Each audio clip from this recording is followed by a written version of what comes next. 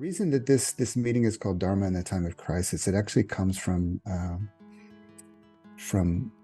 teaching that I received from my teacher, Sadhu Pandita. When I first went to practice meditation, not everybody here does Aikido, but there's about half of the group here are Aikido practitioners. And Aikido is a warrior's path, but it's a spiritual warrior's path. It's a Budo, but it's a Budo for peace. So we're always kind of walking that line and somehow, checking ourselves, like, in a moment of truth, when you're in a conflict and the whole system's in crisis and everything inside of us is telling us to shut down, fight, flight, freeze. We ground, we center, we stay open, and we connect to the conflict, we connect to the attack, and we practice from there.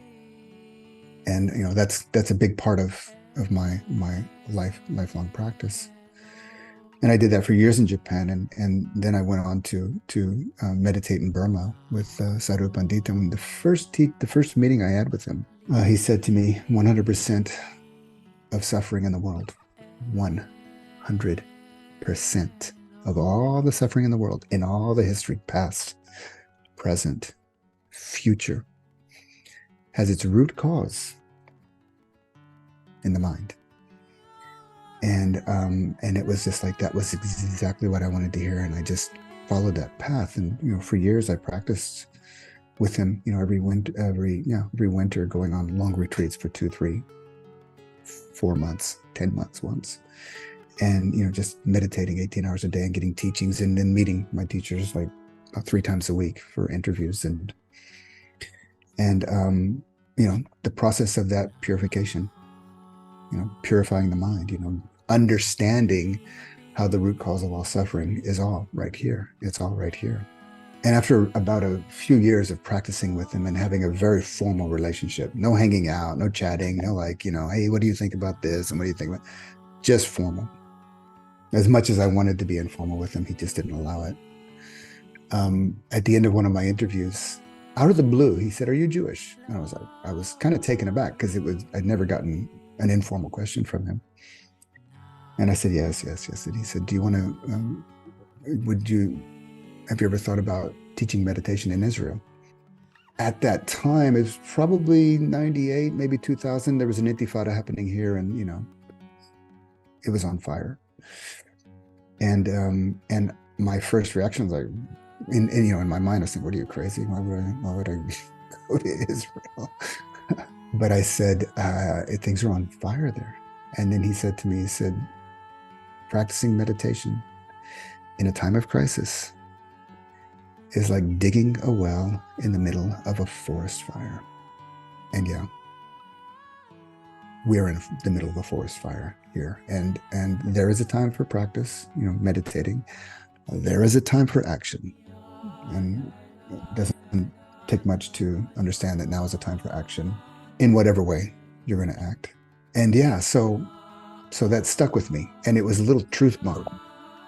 Practicing meditation in a time of crisis is like digging a well in the middle of a forest fire.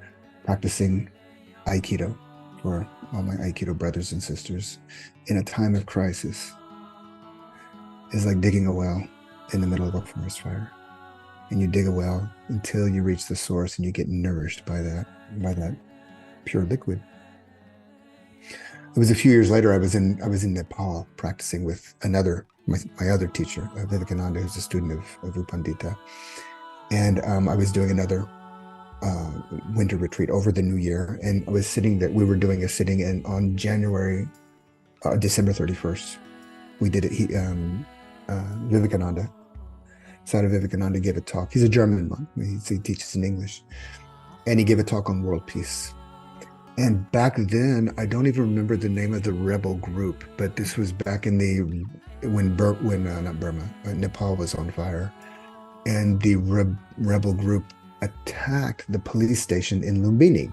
Lumbini is the birthplace of the Buddha, and they have it's all Buddhist monasteries there. And there is a police station. And so we're sitting, New Year's Eve. Vivekananda is giving a talk on world peace. Why he chose that, I have no idea. And suddenly we hear bombs going off. maybe a kilometer away, and shots. So probably even not even a kilometer away.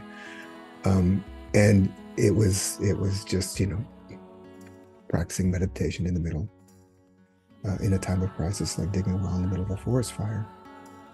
About 2 years later, because I'd already been coming to Israel, I invited Vivekananda to come lead a retreat here in Israel, and I co-organized it with a friend of mine, Galia. And she found a great kibbutz down south.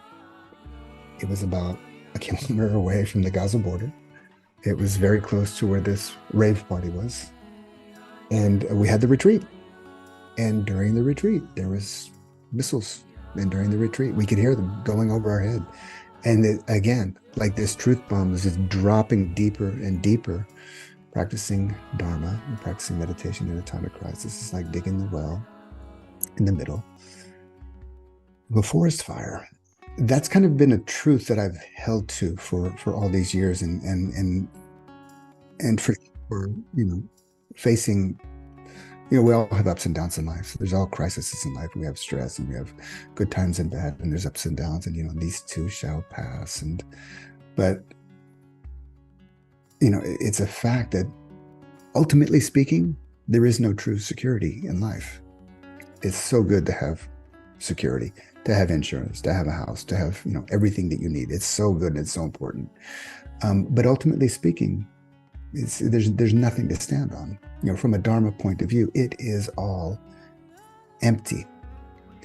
And how do we face life in these situations? How do we hold to this truth of digging a well in the middle of a forest fire, and at the same time act when we're in the middle of a forest fire? I don't know. I'm not giving you the answer, but holding these two perspectives, holding the ultimate truth, this kind of truth that there is no security, and that the purification of the mind, the root of all suffering in the world all suffering in the world has its root cause in the mind, and we're practicing to purify the mind, to be liberated from suffering. Sit down and practice in whatever way you do, one way or another, shorter, longer, doesn't matter. And yet, at the same time, we need to act. I don't know much about Hinduism and the Bhagavad Gita, but I do know the story of Arjuna and Krishna. Arjuna, it's quite famous because Arjuna was a king, and he was an amazing king, and he was an amazing king because he had embraced religion, spirituality, and he was an awakened, enlightened king, and he was connected with Krishna, was his god, and the barbarians were at the gate. He was a good, righteous king, and he had good, righteous people, and they were being attacked. Now, I'm not drawing parallels here between Israel and Palestine at all. Maybe Hamas, but not Israel and Palestine.